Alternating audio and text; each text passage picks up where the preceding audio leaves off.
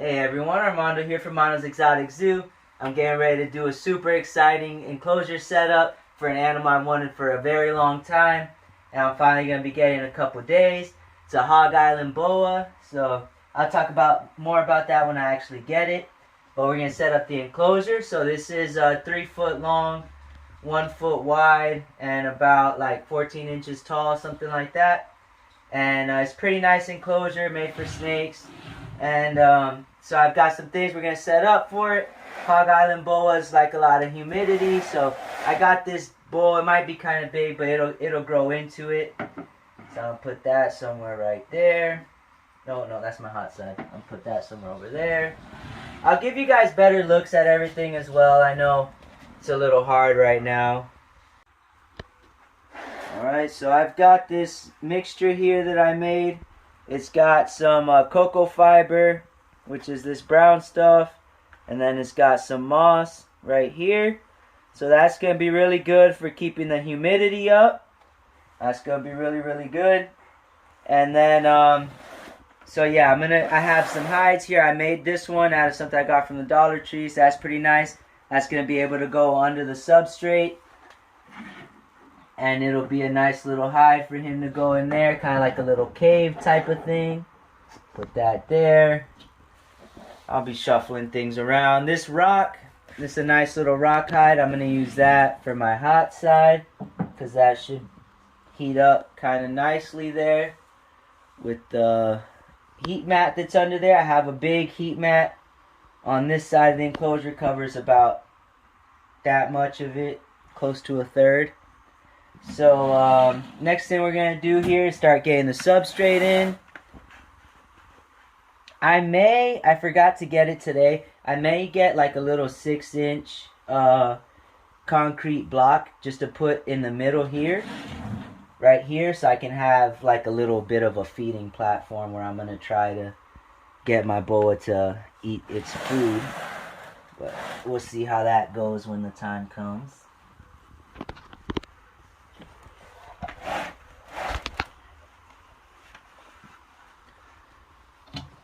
So I'm just trying to keep it mixed up.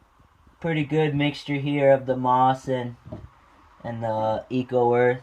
Or not eco earth, but the cocoa fiber.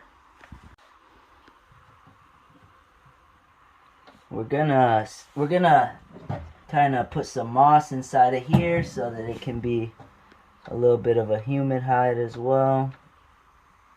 He'll be able to get in there and dig around and do whatever he wants to it. I've got some cork bark as well that I glued some pieces of cork bark that I had in some old isopod enclosures that I'm not using anymore, and I took those and glued them together to give him like something to climb on, and also another type of hide, and just some more enrichment for him, something to mess around with. I'd like to eventually get some nice like spider wood and stuff like that where he can do even more climbing. But I've also got a hammock that I'm gonna attach to the top, and that's gonna let him get up in there and do a little more climbing that way as well if he wants to, and also hang out off the ground, because Hog Island Boas are really, really good climbers. They really like to climb a lot. And I want to be able to give him the opportunity to engage in all of his natural behaviors that he would. I think that would be really, really nice. I'm just mixing up this substrate some more because some of the bottom stuff is a lot more wet than the top, because I mixed it earlier and then I had to leave to go to work and teach some classes. I'm trying to hide that hide just a little bit. But I also don't want to go too crazy deep on this substrate, because I don't want to be looking forever when I'm trying to look for my boa. I'm really excited to be getting a Hog Island Boa, though. I've always wanted one for I don't know how long, as I've been wanting snakes. So they're really, really awesome. They're cool locality of it's confusing now. I don't even want to say the wrong thing, but they're a locality of like boa and parauders. So they get a little bit smaller. They're not like It's the smallest dwarf boas you can get, but they're like a kind of dwarf boa. Males will be, mine's gonna be a male, so males will only get up to like 4 feet, sometimes a little bit bigger. The females can be like 6 feet, or even I've heard some females get to 7.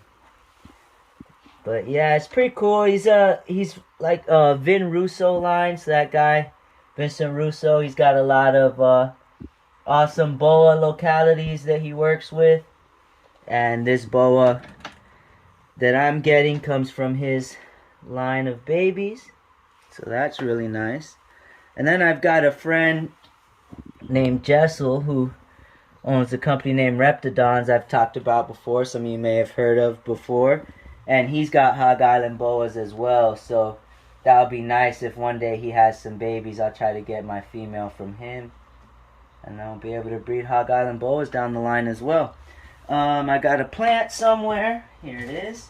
I got this nice big plant here to give him even more enrichment and just some places, more places to hide and feel comfortable and everything. It's really nice big plant. There was some color in here.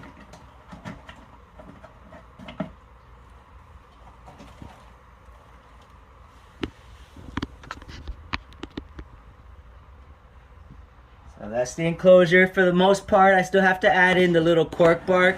And then I used to use this for all different, I've used this for my iguanas and stuff before when they were babies. So it has some holes at the top that I had for UVB and heat that I need to cover so that my boa doesn't escape from there. But other than that, that's it. This is a nice bowl here. It's nice and wide and not so tall, so it won't be easy to tip over. A channel that I watch a lot called Brian Boas. He has all kind of boas. He uses that type of bowl. That's what he recommended. So that's what I'm using. And yeah, it's pretty nice. All this, like I said, it's going to keep high humidity in there for him like he likes. I'm going to give him some climbing opportunities. I also have to add in that hammock. And yeah, that's about it. I'm really, really excited to get him. I can't wait to show you guys what he looks like. He'll be here on Wednesday. So yeah, I'll post that as soon as I can. Like, comment, subscribe, and follow along for more.